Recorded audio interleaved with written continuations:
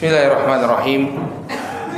Innal hamdalillah nahmaduhu wa nasta'inuhu wa nastaghfiruh wa na'udzu billahi min shururi anfusina wa min sayyiati a'malina. May yahdihillahu fala mudilla lahu wa may yudlil fala hadiya lahu. Ashhadu an la ilaha illallah wahdahu la syarika lahu wa ashhadu anna Muhammadan abduhu wa rasuluh. Allahumma salli wa sallim ala nabiyyina Muhammad wa ala alihi wa sahbihi wa man ittaba'a hudahu ila yaumiddin, amma ba'd. Bapak dan ibu-ibu, kaum muslimin wal muslimat, jamaah masjid Rawdatul Jannah yang semoga dirahmati oleh Allah. Assalamualaikum warahmatullahi wabarakatuh. Alhamdulillah, puji dan syukur tak henti-hentinya kita panjatkan kepada Allah Subhanahu wa taala atas segala nikmat yang telah Allah Subhanahu wa taala anugerahkan kepada kita semua. Salawat serta salam semoga senantiasa tercurah kepada junjungan kita Nabi Muhammad, kepada keluarga, para sahabat dan pengikut beliau hingga akhir zaman. Bapak dan Ibu rahimakumullah, insyaallah di pagi hari ini kita akan kembali melanjutkan pelajaran kita membahas Kitabul Jami' dari Bulughul Maram yang ditulis oleh Al-Hafidz Ibnu Hajar rahimahullahu taala. Kita masih membahas hadis dari Al-Mughirah ya radhiyallahu taala anhu, di mana Nabi sallallahu alaihi wasallam mengatakan, innallaha harrama alaikum uquqal ummahat wa wa'dal banat wa man'an wahad. Nabi sallallahu alaihi wasallam mengatakan, sesungguhnya Allah Subhanahu wa taala telah mengharamkan atas kalian durhaka kepada para ibu, demikian juga mengubur anak-anak perempuan, demikian juga tidak man'an wahad, yaitu tidak menunaikan kewajiban tapi menuntut hak. Wa karihalakum kila wa qal wa kasratus su'al wa idha'atal mal. Dan Allah Subhanahu wa taala membenci untuk kalian kil wa qal, ya, nanti kita akan jelaskan apa maknanya. Demikian juga kasratus su'al, ya, banyak meminta dan bertanya, dan idha'atul mal, dan menyia-nyiakan harta. Jadi ini ada 6 perkara yang dilarang dalam agama. Kita telah bahas 2 perkara. Yang pertama yaitu durhaka kepada ibu dan mengubur anak perempuan hidup-hidup. Sekarang kita masuk ke poin yang ketiga yang disebutkan oleh Nabi alaihi salatu wasalam. Kata Nabi alaihi salatu wasalam, wa man'an wahad, ya. Allah Subhanahu wa taala mengharamkan atas kalian man'an wahad. Apa itu man'an wahad? Disebutkan oleh Syekh Muhammad bin Shalih Al-Utsaimin rahimahullah taala dalam syarah beliau terhadap Riyadhus Shalihin. Beliau mengatakan, yakni atuni al-mala, yaitu ucapan seseorang, ya, berikan aku harta. Jadi maksud had artinya berikan aku harta. Adapun man'an artinya ayyamna ma yajibu alaih. Man'an artinya dia menolak untuk menunaikan apa yang menjadi kewajibannya. Jadi yang dimaksudkan di sini adalah dia menuntut apa yang menjadi haknya, tapi apa? Dia tidak mau menunaikan kewajiban. Ya, menuntut apa yang menjadi haknya, tapi dia tidak menunaikan kewajibannya. Atau makna man'an wahad disebutkan oleh An-Nawawi rahimahullah, wa ma'nal hadis annahu naha an yamna'a ar-rajulu ma tawajjaha alaihi minal huquq au yatlubu malan yastahiqqahu, ya, ma la yastahiqqahu. Kata Imam An-Nawawi rahimahullah, makna hadis ini bahwa Nabi sallallahu alaihi wasallam melarang seseorang itu melakukan man'an, yaitu menahan hak yang harusnya dia berikan. Misalnya seorang suami, dia tidak memberikan haknya kepada istrinya. Seorang majikan tidak memberikan gaji kepada pegawainya, dan seterusnya. Seorang ayah tidak memberikan nafkah kepada anaknya. Tapi kemudian had, ya, al-had artinya yatlubu ma la yastahiqqahu. Dia had, dia meminta sesuatu yang bukan menjadi haknya. Ya, misalnya dia ada orang seperti yang dilakukan oleh sebagian preman ya. Dia meminta jatah, dari namanya jatah preman. Dia nggak punya hak sama sekali, ya. Tapi dia kemudian meminta apa yang menjadi jatahnya dan seterusnya. Yang demikian diharamkan dalam ajaran agama kita. Ya, ketika dia menolak untuk memberikan apa yang harusnya dia bayarkan, tapi dia menuntut sesuatu, ya, menuntut haknya atau menuntut bahkan yang bukan haknya. Yang bukan haknya dia minta. Maka orang yang seperti ini dia telah terjatuh pada perbuatan dosa. Ya. Yang demikian diharamkan oleh Allah Subhanahu wa taala. Kenapa? Karena tidak boleh ya bagi seseorang untuk menolak menunaikan kewajiban dia, dan tidak boleh bagi dia untuk meminta sesuatu yang bukan haknya. Ya.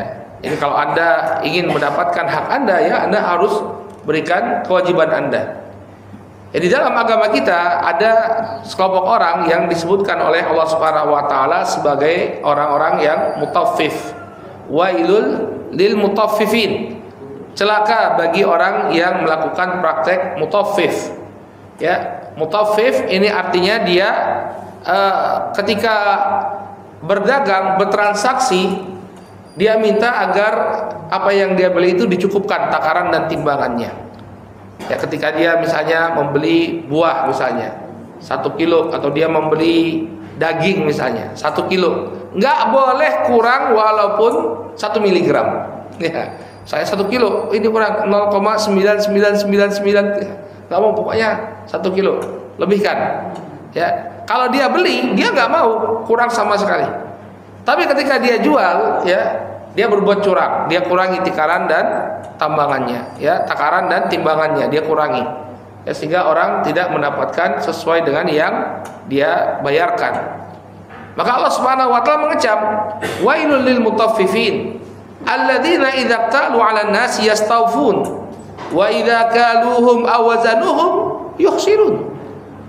Kata Allah Subhanahu wa taala, wail, ya, celaka bagi orang-orang yang mutaffif, orang-orang yang curang. Wail kata para ulama maknanya ada 2. Yang pertama maknanya adalah kebinasaan dan kecelakaan. Yang kedua maknanya adalah lembah di dalam api neraka.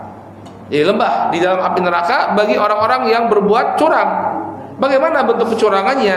Alladzina idza qalu 'alan nasi yastawfun. Ya. Kalau dia menerima timbangan atau takaran dari orang lain, dia minta untuk dicukupi, nggak boleh kurang sama sekali. Wa idza kaluhum aw wazanuhum yukhsirun. Tapi kalau dia menakar atau menimbang untuk orang lain, dia kurangi.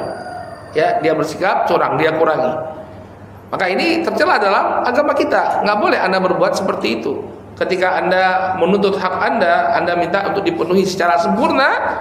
Tapi ketika Anda memberikan kepada orang lain, ya, Anda menguranginya. Dan kata para ulama, ini berlaku bukan hanya di dalam dunia perdagangan, tapi di dalam semua sisi kehidupan. Ya, ketika seseorang dia hanya menuntut apa yang menjadi haknya tanpa menunaikan kewajiban, maka dia termasuk ke dalam ancaman ini. Oleh karena itu hendaknya kita jangan hanya menuntut hak saja, tapi juga harus menunaikan kewajiban kita. Misalnya seorang suami, dia menuntut agar istrinya patuh dan berbakti, maka hendaknya dia juga menunaikan, menjadi orang yang amanah. Dia tunaikan apa yang menjadi kewajibannya sebagai seorang kepala keluarga, memberikan nafkah yang halal, memberikan bimbingan kepada istrinya, memperlakukan istrinya dengan baik sebagaimana yang Allah firmankan, wa ashiruhunna bil ma'ruf, dan perlakukanlah istri kalian dengan baik. Ya, maka satu hal yang wajar ketika dia tunaikan itu semua, lalu dia menuntut istrinya untuk menunaikan haknya, menunaikan hak dia sebagai seorang suami. Tapi kalau misalnya dia nafkah nggak pernah ngasih, kemudian nggak pernah perhatian juga sama keluarga, tapi ketika dia pulang di rumah minta dilayani, dia kemudian ketika dia berada di rumah, ya, dia minta dimuliakan dan seterusnya, maka dikhawatirkan perbuatan semacam ini juga termasuk dari al-mutaffif. Ya. Demikian juga seorang majikan, ya, seorang pimpinan perusahaan atau pegawai atau seorang bos ya, ketika dia dia ada di kantornya, dia meminta agar karyawannya bekerja dengan penuh kesungguhan. Tapi kemudian ketika datang waktu pembayaran gaji, dia tunda-tunda atau dia potong sini potong sana ya, sehingga karyawannya tidak mendapatkan ya, apa yang menjadi haknya. Sebaliknya juga seorang pegawai dia menuntut majikannya membayar gajinya secara penuh. Ya Pak, dikontrak segini, ayo bayarkan. Tapi ketika dia menunaikan tugasnya, menunaikan pekerjaannya, ya dia tidak melaksanakannya dengan sungguh-sungguh. Misalnya datang terlambat ya, proyek yang harusnya targetnya sekian ya, dia tidak kerjakan sungguh-sungguh sehingga molor, sehingga keluar lagi biaya. Maka dikhawatirkan ini termasuk mutaffif. Ya. Saya pernah melihat di sebuah instansi ya, mereka menggunakan sistem absensi. Absensi pakai sidik jari. Ya. Dan itu langsung dilaporkan ke pusat. Jadi kalau terlambat nanti ketahuan siapa yang terlambat. Nah, tapi mereka ini pagi hari itu masih ngantarkan anaknya ke sekolah. Jadi ada peluang untuk terlambat. Lalu bagaimana solusinya? Ya, solusinya akhirnya apa? Absensi itu ditaruh di luar kantor. Jadi saya lihat pegawai itu naik motor atau bawa mobil, kemudian mendekati absen, kemudian ngantar anaknya. Jadi kalau habis itu terlambat jadi masalah, semuanya sudah absen tepat waktu. Nah, tapi ketika dia misalnya kayak terlambat, misalnya dia terlambat ya, antar anaknya kemudian dia terlambat, tapi di dalam absen tercatat bahwa dia datang tepat waktu lalu dia menerima gaji, maka di sini ada semacam penipuan. Kenapa? Karena pada hakikatnya Anda mengurangi waktu kerja Anda. Harusnya Anda masuk jam berapa? Jam 7:30 misalnya. Tapi di absennya dia masuk bahkan bukan jam 7:30, jam 7:45 sudah ada absennya. Tapi dia nggak langsung bekerja, dia kemana-mana dulu, kemudian terlambat. Tapi karena sudah di absen, dia terhitung tidak terlambat. Maka hati-hati. Man ghasyana falaisa minna. Barang siapa yang menipu kami, ya menipu sama kaum muslimin, maka dia tidak termasuk golongan kami. Maka hati-hati. Ya, dia kira bahwa Allah Subhanahu wa taala tidak mengetahui apa yang dia lakukan. Allah Subhanahu wa taala tahu, walaupun satu kantor itu berusaha untuk memanipulasi, tapi Allah Subhanahu wa taala mengetahuinya. Ya. Nah, ketika dia menuntut gaji dia menuntut untuk dibayarkan secara sempurna. Maka ada standar ganda di sini. Saat Anda melaksanakan kewajiban Anda, ya, Anda mengabaikan atau Anda tidak bersungguh-sungguh, tapi ketika berbicara tentang gaji, ya, Anda menuntut untuk ditunaikan. Ya. Kemudian kata Nabi alaihi salatu wasalam, ya, wa kariha lakum al-kil atau kila wa qala. Dan Allah Subhanahu wa taala membenci kalian melakukan kil wa qal. Ya, kil wa qal. Ya. Dan di sini makna kariha Allah Subhanahu wa taala membenci, ada khilaf di kalangan para ulama. Sebagian mengatakan kalau tiga perkara yang sebelumnya kita sebutkan, yaitu durhaka kepada ibu, kemudian yang kedua adalah mengubur bayi hidup-hidup, kemudian yang ketiga yaitu hanya meminta hak tapi tidak menunaikan kewajiban, ini hukumnya haram. Tapi tiga perkara yang akan disebutkan setelahnya itu hukumnya makruh. Jadi tidak sampai pada pengharaman. Ini pendapat sebagian para ulama. Jadi Nabi membedakan redaksinya. Ya, yang tiga perkara yang pertama Nabi mengatakan innallaha harrama alaikum. Sesungguhnya Allah Subhanahu wa taala mengharamkan atas diri kalian. Berarti haram hukumnya. Ya, jelas ya, durhaka kepada ibu haram hukumnya. Kemudian yang kedua mengubur bayi perempuan hidup-hidup haram juga hukumnya. Kemudian meminta hak, ya, menuntut hak tapi tidak menunaikan kewajiban, ini juga haram hukumnya. Ya. Adapun tiga perkara yang selanjutnya disebutkan ini tidak sampai pada pengharaman. Ini menurut sebagian para ulama. Namun sebagian ulama mengatakan hukumnya sama-sama haram. baik 3 perkara yang pertama maupun 3 perkara yang kedua itu sama-sama diharamkan. Ya. Disebutkan oleh Syekh Muhammad bin Shalih Al-Utsaimin, kariha wa harrama laisa bainahuma farqun. Ucapan kariha dan harrama itu tidak ada beda sama sekali. Jadi ketika Nabi mengatakan kariha, dibenci, ya, pada hadisnya Nabi SAW itu tidak ada bedanya. Istilah makruh ini istilah yang kemudian dibuat oleh para ulama di kemudian hari. Tapi di dalam hadis Nabi SAW itu tidak ada bedanya.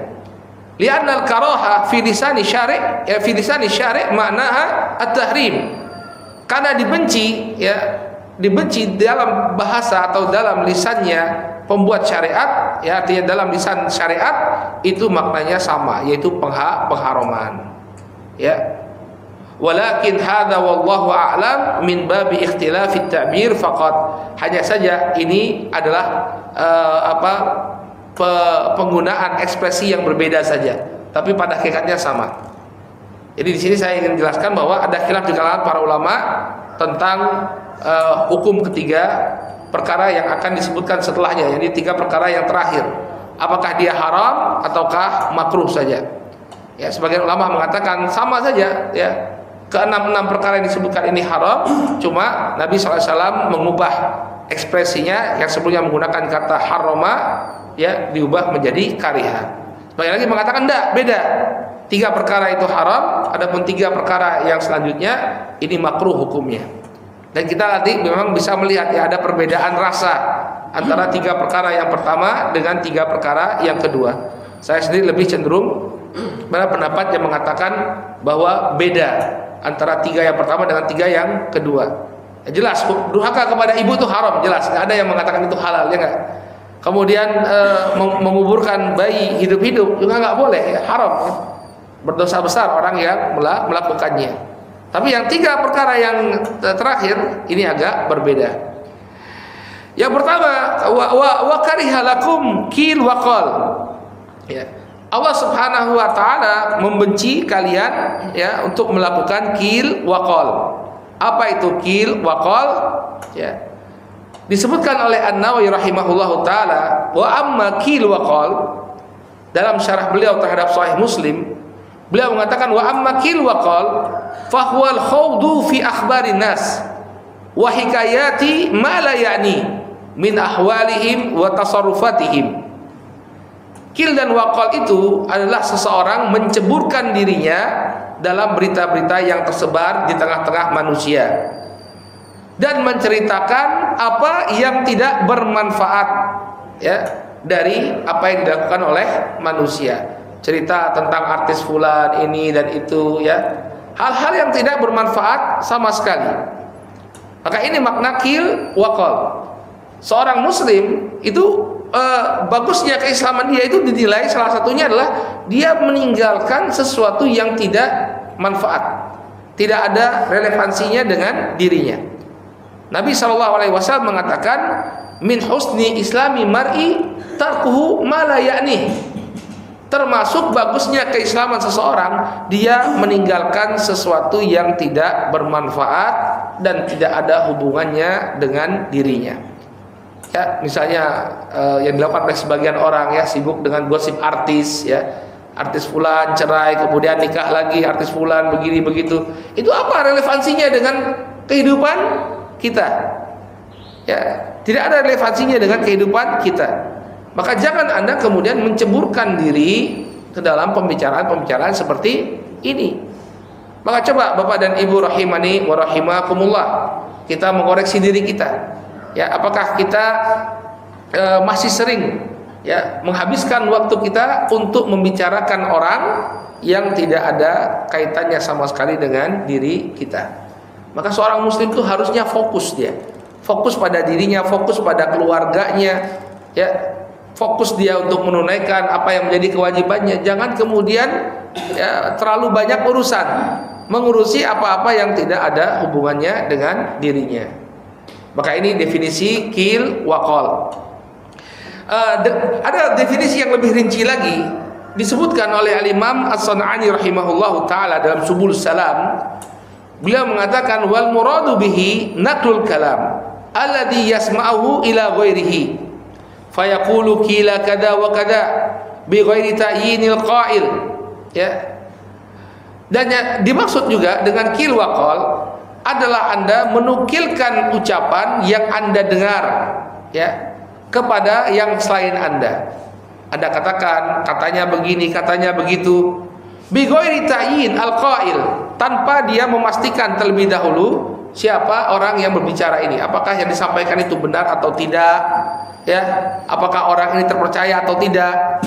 Ya, kadang-kadang kita seperti itu, apa yang diberitakan misalnya di media sosial atau di media massa kita sampaikan, padahal kita nggak tahu bagaimana kebenarannya yang hakiki.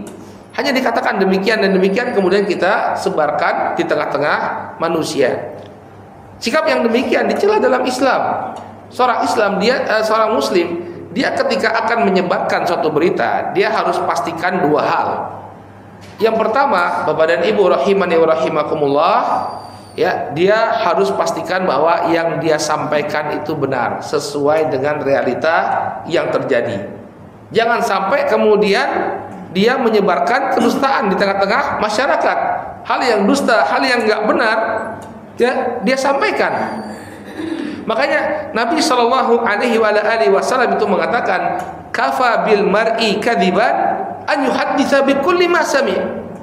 Cukup seseorang itu dikatakan sebagai seorang pendusta kalau dia menyampaikan segala sesuatu yang dia dengar tanpa cek dan recheck, tanpa dia cek kebenarannya, dia sampaikan kepada orang lain. Ya.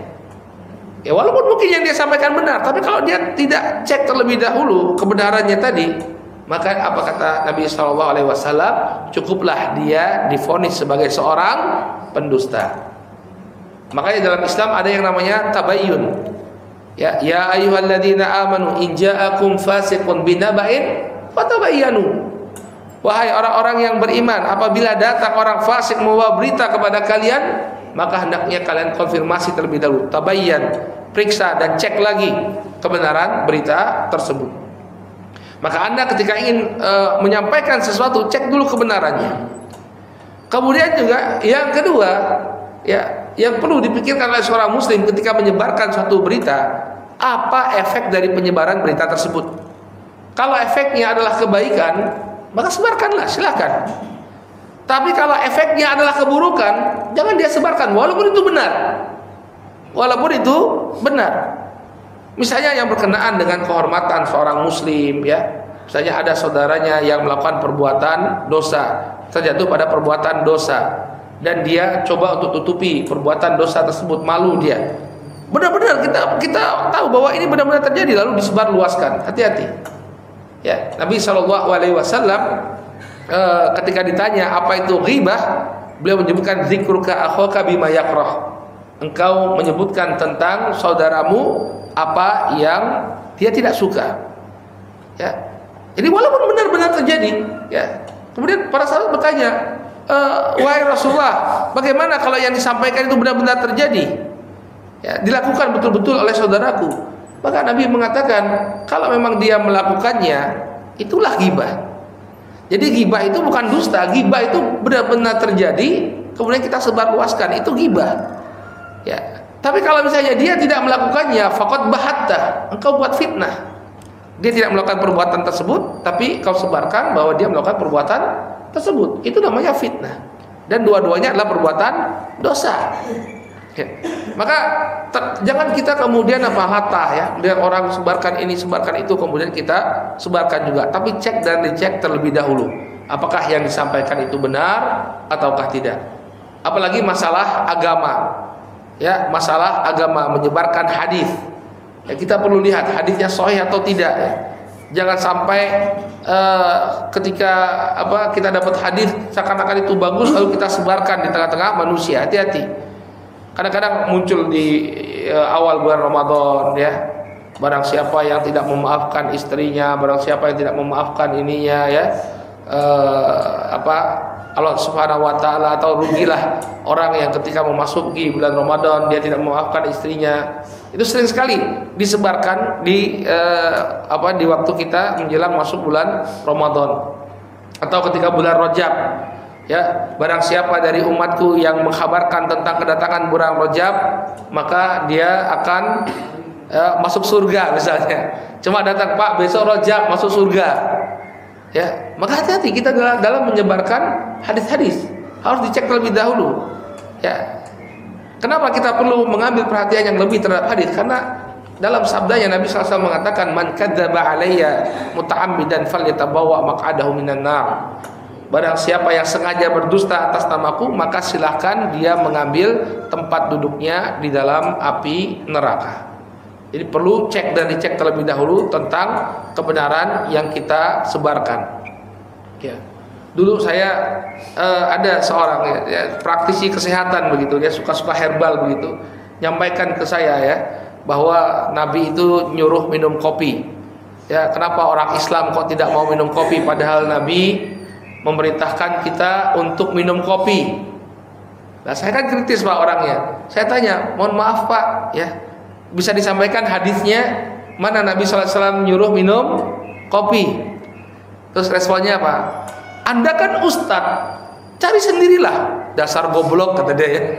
Kasar sekali ngomongnya Pak. Loh, saya bilang Anda yang mengatakan bahwa Nabi nyuruh minum kopi. Saya tanya hadisnya mana? Ya, apakah di zaman Nabi SAW sudah ada orang yang minum kopi seperti yang kita lakukan sekarang? Nggak ada Pak. Itu belakangan datangnya. Ya, kohwah sendiri ya, kohwah sendiri di masa Nabi SAW itu adalah nama khomer, nama minuman keras. Jadi kohwah itu bahasa Arabnya kopi, itu kohwah. Jadi asal muasal kopi ini ya saya jelaskan. Kenapa kok kita itu nyebut minuman itu kopi? Itu karena dibawa oleh penjajah Belanda. Asal nama minuman itu adalah kohwah. Kenapa kopi itu dinamakan kohwah? Karena orang itu yatakohwah. Setelah minum kopi, dia seakan-akan tidak butuh makan. Dia bisa bekerja, bisa beraktivitas tanpa perlu makan. Yatakohwah, itu namanya yatakohwah. Ya, makanya disebut kopi. Maka kita dapati di sebagian tempat, ya masyarakat di Indonesia ada yang sarapannya itu cuma minum kopi. Karena memang minum kopi bisa membuat kuat tanpa harus makan. Nah kemudian kopi ini dari Arab dibawa ke Turki. Ketika itu di masa Daulah Utsmaniyah, pusat perdagangan itu di Konstantinopel. Ya, orang Turki nyebutnya kahwe. Kemudian muncullah orang Italia yang berdagang dengan Turki. Mereka menyebutnya kafe. Kemudian dibawalah kafe ini ke Indonesia pertama kali di tanah Sunda. Ya, di tanah Sunda. Makanya ada daerah di Jakarta itu kebun kopi.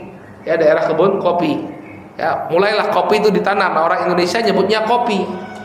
Ya, itu asal muasal penyebutan kopi karena turunnya di mana? Di daerah Jawa Barat. Ya, katanya orang Jawa Barat nggak bisa nyebut F. Ya, ya nggak bisa nyebut F. Jadi apa? Kopi gitu ya. Makanya jadi kopi. Sebenarnya kafe dalam bahasa Eropa itu kafe. Ya. Nah, zaman Nabi SAW belum ada. Ya. Ternyata setelah dicari-cari Pak, ada hadisnya Pak. Ya, ada hadisnya. Hadisnya berbunyi seperti ini. Ya, tapi hadisnya dusta lah. Ya, man mata wa fi batnihi syai'un minal qahwah dakhalal jannah. Barang siapa yang meninggal dunia dan di dalam perutnya terdapat kopi, maka dia akan masuk surga. Tapi hadisnya hadis palsu, Pak. Ya, hadisnya hadis palsu. Maka hati-hati dalam menyebarkan berita, apalagi yang berkaitan dengan masalah agama, dengan hadis-hadis Nabi alaihissalam. Ya, barang siapa yang berdusta atas namaku, maka silahkan bagi dia untuk mengambil tempat duduknya di dalam api neraka. Ya. Qala fulanun kada wa kada. Ya, dia katakan si fulan melakukan ini dan demikian dan demikian, katanya begini dan begitu. Ya. Ya, kenapa dilarang? Kata kita kembali kepada penjelasannya Sun'ani. Kata Sun'ani rahimahullah, yang demikian dilarang li'annahu minal istighali bima la ya'ni al-mutakallim. Ya. Yang pertama, karena dia telah menyibukkan dirinya dengan sesuatu yang tidak bermanfaat. katanya begini, katanya begitu. Dia ngobrol, menyampaikan sesuatu yang tidak ada relevansinya dengan dia, artinya dia telah membuang-buang waktunya. Maka kenapa qil wa qal itu dilarang? Ini sebabnya yang pertama, dia telah membuang waktunya untuk sesuatu yang tidak bermanfaat. Kemudian alasan kedua, kata Imam As-San'ani rahimahullah, wa likaunihi qad yatadammanu al-ghibah wan namimah wal kadhib. Ya, wala siyama ma'al ikthar min dzalik. Yang kedua sebabnya, ucapan katanya ini bisa jadi di dalamnya terdapat ghibah, terdapat namimah. Namimah itu adu domba, dan juga terdapat kedustaan. Apalagi kalau yang diobrolkan itu banyak. Maka hati-hati bagi yang suka ngobrol. Ya, yang suka ngobrol, duduk berlama-lama ngobrol. Ada mungkin 5 menit, 10 menit omongannya masih benar. Tapi kalau sudah terlalu lama, nggak ada lagi bahan pembicaraan, akhirnya mulai menjalar, membicarakan kehormatan orang lain. Ya, membicarakan kehormatan orang lain. Tahu nggak kamu si fulan? Bla bla bla bla bla bla. Ghibah. Ya, dalam surat Al-Hujurat ayat yang ke-12 Allah Subhanahu wa taala mengatakan wala yattab ba'dukum ba'dan ayuhibbu ahadukum an ya'kula lahma akhihi maitan fakarihtumu. Dan janganlah kalian saling menggibahi satu sama lain.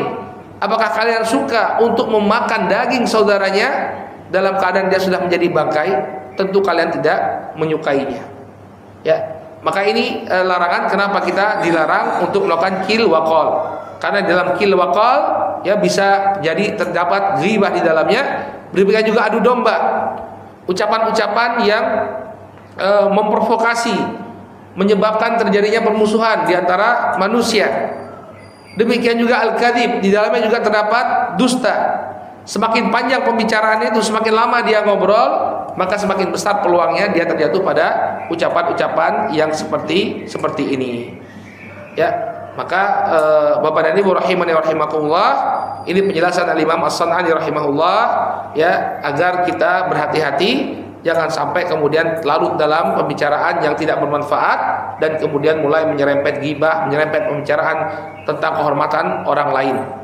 Seorang muslim itu dia dalam menggunakan lisannya itu cuma punya 2 pilihan. Nabi SAW mengatakan, ya, man kana yu'minu billahi wal yaumil akhir falyaqul khairan aw liyasmut. Barang siapa yang beriman kepada Allah dan hari akhir, maka hendaknya dia ya berkata yang baik, atau kalau tidak maka hendaknya dia diam. Maka hendaknya dia diam. Ya. Ini perkara yang keempat yang dilarang oleh Nabi alaihissalam, yaitu qil wa qal. Ya. Kemudian yang kelima, kasratus su'al. Ya, wa kasratus su'al. Ya, Allah Subhanahu wa taala membenci kasratus su'al. Kasratus su'al ini kata para ulama ada 2 bentuknya. Ya, yang pertama adalah kasratus su'al, yakni al-muradu bihi as-su'al 'anil ilm. Banyak bertanya tentang masalah ilmu agama. Bertanya tentang ini, bertanya tentang itu, ya. Ini definisi yang pertama. Mana yang kedua, yuhtamal an yakunal murad as-su'al 'anil mal. Ya. Kemungkinan yang kedua bahwa banyak di sini adalah bukan banyak bertanya tapi banyak meminta. Karena soal dalam bahasa Arab itu bisa bermakna 2. Yang pertama ya soal. Kata soal itu dari bahasa Arab ya. Ketika ada orang ujian, ini soalnya. Soal itu dari bahasa Arab, artinya as-su'al, pertanyaan. Tapi soal itu juga bisa bermakna meminta. Ya, meminta. Sehingga definisi yang kedua maknanya adalah dia banyak meminta harta kepada manusia. Nah, 2 perkara ini sama-sama dicela dalam Islam. Anda banyak bertanya, ya. Nanti kita akan jelaskan apa maksud banyak bertanya di sini. Apakah kalau kita punya masalah lalu bertanya kepada orang yang berilmu kita berdosa, atau pertanyaan seperti apa? Ya. Kemudian yang kedua banyak meminta harta. Baik, kita bacakan penjelasan dari Fadilatul Syekh Muhammad bin Shalih Al-Utsaimin rahimahullah tentang banyak bertanya dalam masalah agama. Maksudnya adalah kasratus su'al 'anil ilm. Ya. Yang pertama, definisi yang pertama adalah dia banyak bertanya tentang masalah agama. Fahadha innama yukrah idza kana al-insan la yuridu illa i'anatil mas'ul. Ya. Yang demikian ini dibenci apabila seseorang itu bertanya adalah tujuannya adalah untuk membuat orang yang ditanya itu kepayahan. Ya, kesulitan. Gimana begini, gimana begitu, sampai orang yang ditanya itu terpojok. Ya. Wal isqaqu alaih, dan yang diinginkan adalah membuat susah orang yang ditanya. Ya. Enggak boleh yang seperti ini, ya. Wa idkhalu samah wal malal wa idkhalu as-samah wal malal alaihi, dan memasukkan rasa bosan terhadap orang yang ditanya. Ya, seorang ulama, seorang syekh ditanya sampai hal-hal yang tidak penting ditanyakan semuanya. Maka yang demikian ya adalah suatu adab yang tercela. Amma idza kana yuridul ilm fa innahu la yunha an dzalik. Namun kalau yang dia inginkan ilmu, benar-benar menginginkan jawaban yang benar ya terhadap suatu permasalahan, apalagi masalah itu memang betul-betul dia hadapi, maka yang demikian suatu hal yang terpuji. Dalam Al-Qur'an Allah Subhanahu wa taala memerintahkan fas'alu ahla dzikr in kuntum la ta'lamun. Bertanyalah kalian ya kepada para ulama kalau kalian tidak mengetahui. Ini tuntunan dalam agama kita. Kalau kita nggak tahu dalam satu masalah agama, bertanyalah kepada orang yang paham, bertanyalah kepada orang yang berilmu. Tapi kalau segala sesuatu ditanya ya dan hal-hal yang tidak ada manfaatnya ya dalam kehidupan dia, ya maka yang demikian tercela. Ya, ada seorang ulama ya, kalau saya salah Buya Hamka, kalau nggak salah ditanya Buya Hamka, kalau orang ke bulan sholatnya ngadep mana, kiblatnya ngadep mana. Kemudian Buya Hamka mengatakan apa? Kamu ke bulan dulu, habis itu baru saya jawab gitu ya. Karena belum ada orang Islam yang ke bulan gitu ya. Ya pada masa itu tapi ya. Sekarang juga belum ada ya. Baru naik ke satelit ya. Ada orang Malaysia atau orang Arab juga kaum muslimin yang sudah naik ke atas ya. Baik. Maka yang demikian satu hal yang tercela. Tapi kalau misalnya dia tujuannya entah untuk menuntut ilmu ya, dia pengen tahu, dia tanya tentang suatu permasalahan ilmu, yang demikian tidak mengapa. Dahulu sahabat Abdullah bin Abbas, beliau dikenal sebagai orang yang sangat luas keilmuannya. Padahal kalau dari sisi derajatnya para sahabat, Abdullah bin Abbas ini termasuk sahabat yang muda, sahabat yang sangat junior. Ya, beliau itu masuk Islam ketika peristiwa Fatu Mekah. Ya, beberapa tahun sebelum Nabi SAW meninggal dunia. Tapi coba kita lihat, Bapak dan Ibu baca tafsir Ibnu Katsir misalnya. Tafsir Ibnu Katsir, di sana banyak sekali nukilan dari sahabat Abdullah bin Abbas yang menunjukkan keluasan ilmu beliau. Maka beliau ditanya, ya, bima adraktal ilm, wahai Ibnu Abbas, bagaimana kamu bisa mendapatkan ilmu yang seluas ini? Beliau mengatakan adraktul ilma bilisanin saul. Aku itu dapat ilmu karena banyak bertanya. Wa qalbun aqul, dan hati yang senantiasa aku pakai untuk berpikir. Jadi dia selalu menganalisa, dia selalu berpikir. Ya. Kemudian wa badnun ghairu malul, dan aku dapatkan ilmu dengan badan yang nggak pernah capek. Abdullah bin Abbas itu dia pergi ke sana kemari menemui para sahabat senior untuk mengambil ilmu mereka. Ya, maka ini yang dilarang dari seseorang itu adalah dia banyak bertanya, ya, dengan tujuan untuk menyudutkan, ya, bertanya untuk tidak ada manfaatnya, hal yang tidak bermanfaat, maka yang demikian dilarang. Tapi kalau dia bertanya tentang sesuatu yang bermanfaat, justru ini adalah suatu hal yang sangat dianjurkan. Kemudian pendapat yang kedua atau kemungkinan yang kedua, larangan di sini adalah larangan banyak meminta harta. Ya, su'alul mal. Fa inna kathratus su'al, ya, qad tulhiqul insan bi ashabi asyuh wa tama'. Walihada la yajuz lil insan as-su'alil mal illa indal hajah. Tidak boleh seseorang banyak meminta. Kenapa? Karena kalau seseorang itu hartanya banyak diminta, dia ini akan melahirkan sikap pelit. Orang kalau dia mau ngasih dengan kerelaan hatinya, ya dia akan mudah memberikan apa yang ada pada dirinya. Tapi kalau banyak diminta, minta, akhirnya dia pelit, gak mau lagi memberikan hartanya. Maka hal demikian tercela. Tidak boleh bagi seseorang untuk meminta harta kecuali memang dia sangat membutuhkan. Ya. Sebagian orang justru menjadikan meminta-minta ini sebagai profesi, yang demikian tidak diperbolehkan.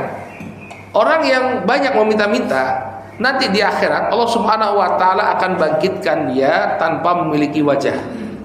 Ya, banyak meminta-minta, ya, orang yang suka meminta-minta tanpa adanya hajah, maka dia akan dibangkitkan oleh Allah Subhanahu wa taala tanpa wajah.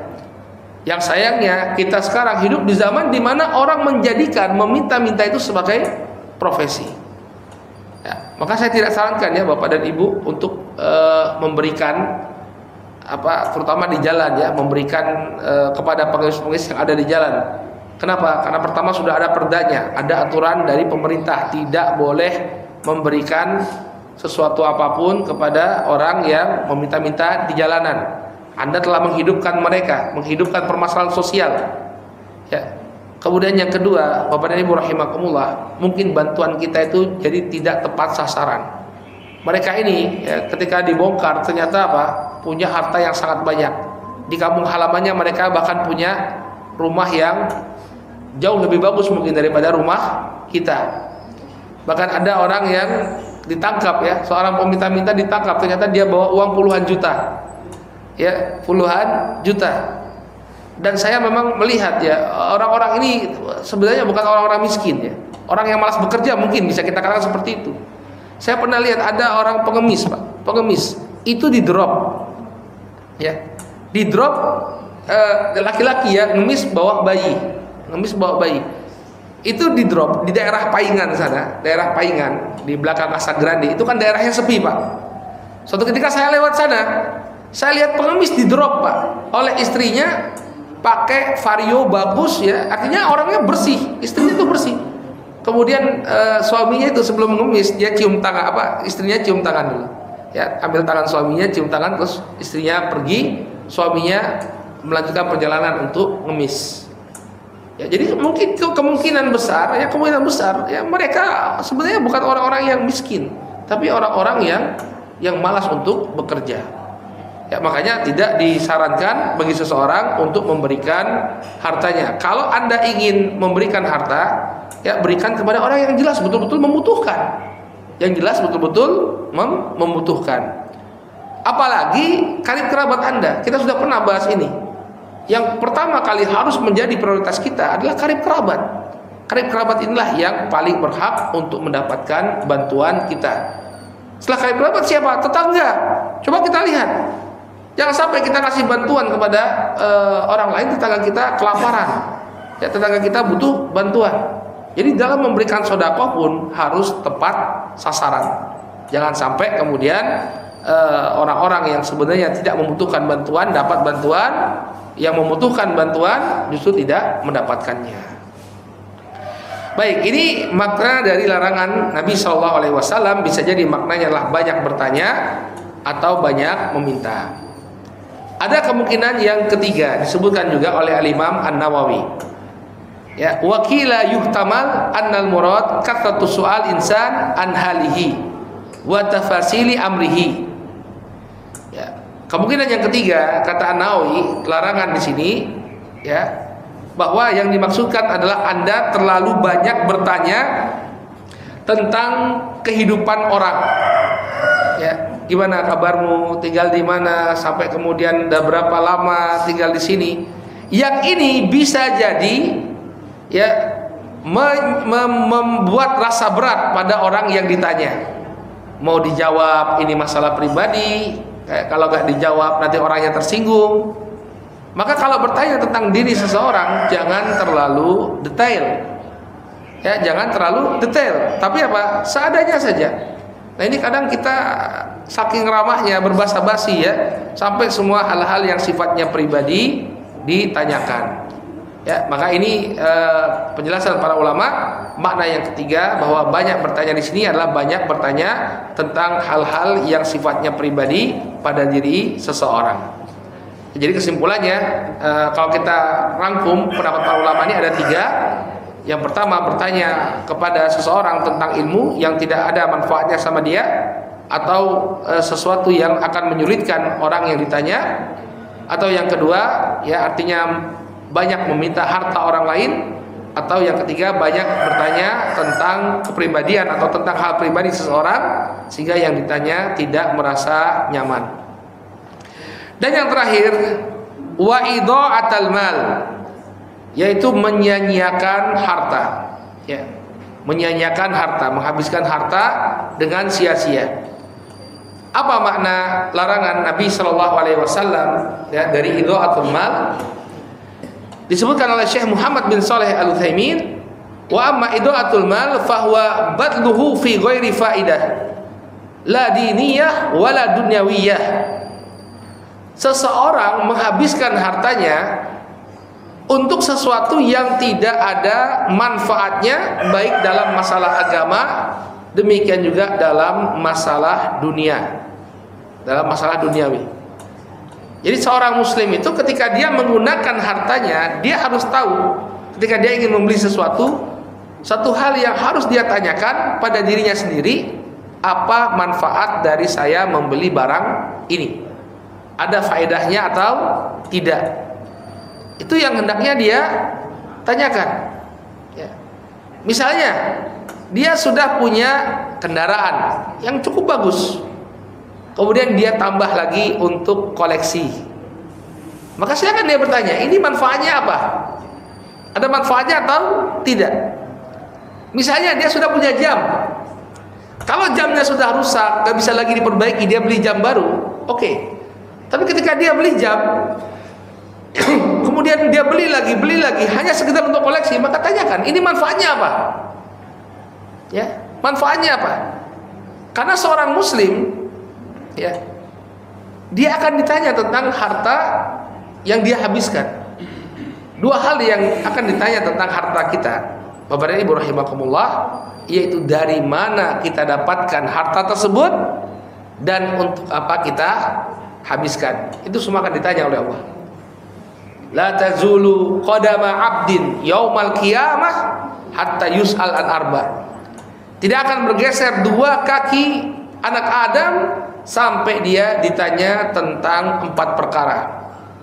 Yang pertama, an umrihi fima afnah, tentang umurnya, tentang usianya, untuk apa dihabiskan. Yang kedua, an jasadihi fima ablah, tentang jasadnya, anggota tubuhnya, untuk apa dia pakai. An ilmihi fima amila bihi, yang ketiga tentang ilmunya, sejauh mana sudah dia amalkan. Kemudian yang keempat, an malihi min aina iktasabahu wa fima anfaqah, tentang hartanya, dari mana dia dapatkan dan untuk apa dia habiskan. Jadi kalau kita misalnya ada orang punya koleksi koleksi tas, ya, koleksi apa saja itu, tas, jam tangan, ya, kemudian yang lebih daripada itu koleksi kendaraan, koleksi motor, koleksi mobil, dia harus bertanya, ya, dia harus bertanya pada dirinya, apa manfaat saya mengkoleksi ini semua? Karena ada larangan dari Nabi sallallahu alaihi wasallam, idha'atul mal. Itu apa? Menghabiskan harta secara sia-sia. Ya. Karena seseorang tidak boleh dia menghabiskan hartanya untuk hal yang tidak bermanfaat. Ya, makanya anak kecil yang belum bisa berjual beli ini dilarang pegang duit. Dalam Al-Qur'an Allah Subhanahu wa taala mengatakan, wala tu'tus sufaha amwalakum. Ya. Janganlah kalian berikan orang-orang yang masih safih, yang belum bisa mengelola keuangan dengan baik, jangan kalian kasih harta. Kenapa? Karena harta itu akan tersia-siakan. Nah, dari sini kata para ulama, ayat ini menunjukkan bahwa harta itu harus kita jaga. Jangan kemudian asal-asalan dalam menafkahkan harta kita. Harus dinafkahkan pada hal yang bermanfaat. Ya. Oleh karena itu dilarang dalam perkara ini, ya, dalam hal ini, ya, kita menyanyiakan harta. Ya. Demikian juga menghabiskan harta untuk sesuatu yang diharamkan. Kalau menghabiskannya pada suatu hal yang tidak bermanfaat saja tidak diperbolehkan, apalagi menghabiskan harta untuk sesuatu yang Allah haramkan. Misalnya memberi minuman keras. Ya, kita hidup ya di masa sekarang ini, tantangannya itu semakin berat, ya. Sekarang itu di kampung-kampung sudah ada outlet miras. Saya kemarin di Condong Catur itu baru dibuka, nyari outletnya susah, masuk ke dalam, ternyata di tengah kampung, Pak. Ada outlet miras yang itu bisa dibeli oleh semua orang. Sekarang kalau bapak-bapak dan ibu-ibu lihat di sebagian motor anak-anak mahasiswa itu, ya, ada tulisan drink with attitude, ya. Minum boleh tapi tetap jaga akhlak, gitu maksudnya, ya. Kemudian kita lihat bahkan di depan stadion Maguwo itu, ya, depan stadion Maguwo itu pelang minuman keras. Di depan pelang itu, ya, anggur. Orang tua itu kan minuman keras itu, ya. Kita hidup di masa yang lebih berat. Kenapa? Karena promosi kemaksiatan itu sangat luar biasa. Kemaksiatan itu mudah sekali untuk dilakukan oleh seseorang. Maka ketika hartanya dia pergunakan, dia beli untuk membeli satu hal yang Allah haramkan, atau dia bayar jasa PSK, atau dia habiskan misalnya untuk karaoke, ya, bayar perempuan untuk menemani dia nyanyi-nyanyi, maka dia telah terjatuh pada dua dosa. Yang pertama, idaatul mal, menyanyiakan harta. Kemudian irtikab al-muharram, dia melakukan atau menggunakan harta tersebut untuk sesuatu yang diharamkan. Anda menggunakannya untuk hal yang sia-sia tidak boleh, apalagi untuk sesuatu yang diharamkan. Wallahu ta'ala a'lamu bisawab. Inilah Bapak dan Ibu rahimani wa rahimakumullah, 6 perkara yang kita tidak boleh lakukan, ya, dan mendapatkan penekanan dari Nabi alaihi salatu wassalam.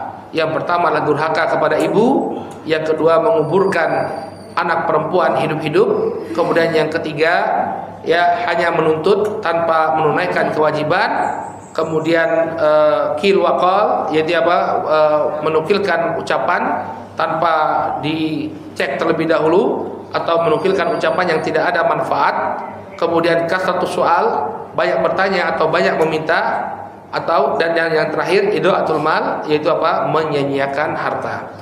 Taib wallahu ta'ala a'lamu bisawab. Mungkin ini yang bisa kita sampaikan pada pengajian pagi hari ini. Mudah-mudahan bermanfaat, dan mudah-mudahan Allah Subhanahu wa taala senantiasa menganugerahkan taufik kepada kita untuk senantiasa dijauhkan, ya, dari perkara-perkara yang tidak ada manfaatnya bagi kehidupan dunia dan akhirat kita. Wallahu taala a'lam bishawab. Kita cukupkan dulu sampai di sini, mudah-mudahan bermanfaat. Subhanakallahumma wa bihamdika asyhadu an la ilaha illa anta astaghfiruka wa atubu ilaik. Assalamualaikum warahmatullahi wabarakatuh.